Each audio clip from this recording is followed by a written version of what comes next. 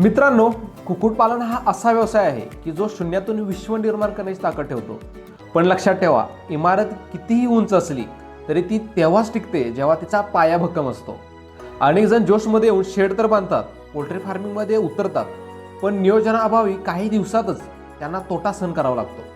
तुम्हाला जर यशस्वी व्हायचं असेल तर आजपासून आपण आपल्या व्यवसायाचा पाया भक्कम करण्यावर लक्ष देणार आहोत.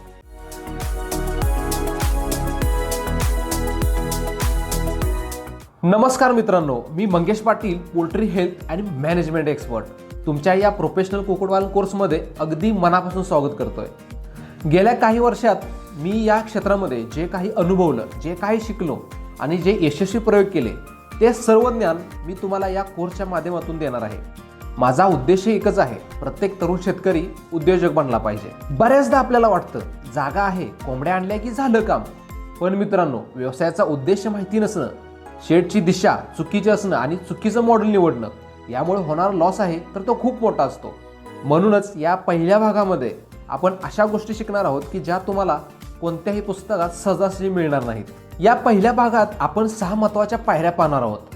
व्यवसायाचा उद्देश, अंडी मांस की दोन्ही, आपल्यासाठी काय बेस्ट आहे, संगोपनाच्या 3 मुख्य पद्धती, मुक्त संचार आहे, अर्धबंदिस्त आहे आणि बंदिस्त, यातील नेमका फरक काय, स्मार्ट शेडचं डिझाईन कसं असावं, शास्त्रोक्त पद्धतीने शेडची दिशा आणि लांबी रुंदी याचं गणित आपण या भागामध्ये पाहणार आहोत.